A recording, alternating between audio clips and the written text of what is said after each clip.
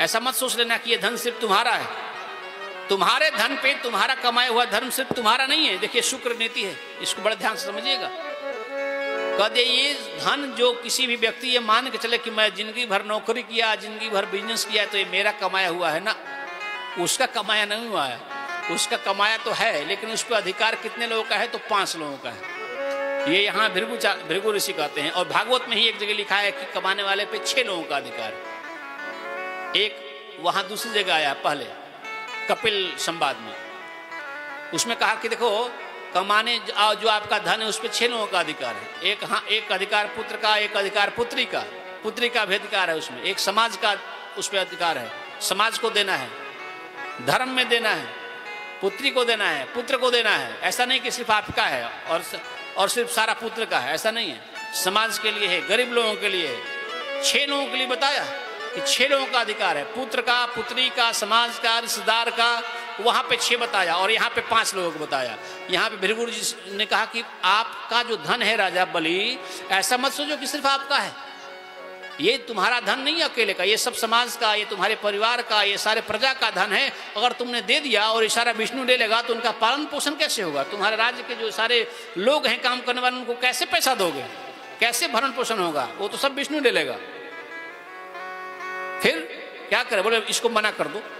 और कहा कि देखो ये ऐसा नहीं है कि धन तुम्हारा है। धन अगर हो भी तो उसको खर्चा करने का तरीका ये शुक्राचार्य सुना रहे हैं, बता रहे हैं बलि को कि धन तुम्हारे पास है तो ऐसा नहीं किसी को जिसको मन करो उसको उठा के दान कर दोगे, नहीं। धर्माय यशसे अर्थाय कामाय स्वजनाय च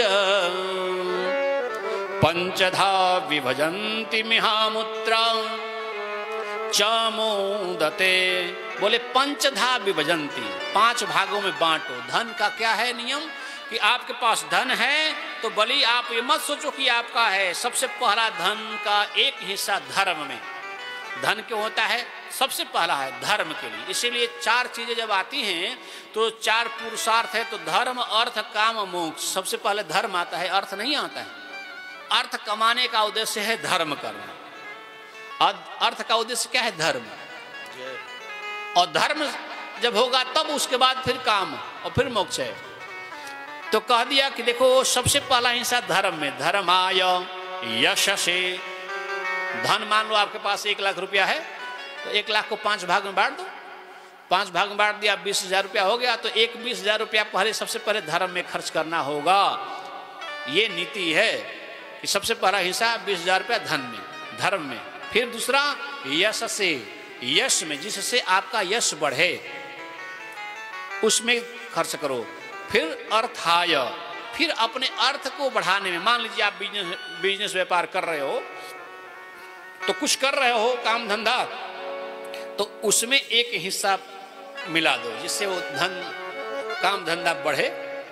या संग्रह कर लो, संग्रह करना चाहते हो तो संग्रह करो, काम बढ़ाना चाहते हो तो काम में पैसा लगा दो एक हिस्सा। करें कि धर्माय यशसे अर्थाय कामाय। फिर चौथा हिस्सा अपनी कामना में, अपने जो जरूरत की वस्तु है, घर मकान गाड़ी घोड़ा, ये करना है, उनमें एक ही हिस्सा लगाना है, एक हिस्सा उसमें खर्च करो। और लास्ट वाला हिस्सा कहा स्वजनाय च। अपने सिर्फ बंधु बांधव, अपने पुत्र पुत्री, भांजा भांजी, बुआ फूफा, जो अपने आपने देख लिया कि हमारे बंधु बांधव में हमारे सेवा करने में नौकर चाकर किसी की कोई कमी है, कोई अनुकूल नहीं है, किसी के यहाँ पैसा नहीं है, कोई दिक्कत है, कोई रोग व्याधि से ग्रसित है, उसके पास पैसा नहीं है कि वो दवा कराए, पढ़ने वाला कोई व्यक्ति है पढ़ नहीं पा रहा है, विवाह करने वाली कन्या है विवाह नहीं हो पा रहा है, तो एक हिस्सा उसको देना है।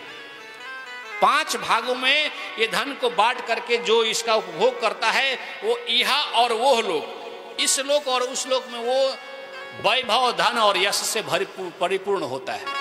ये शुक्राचार्य सुना रहे बलि को।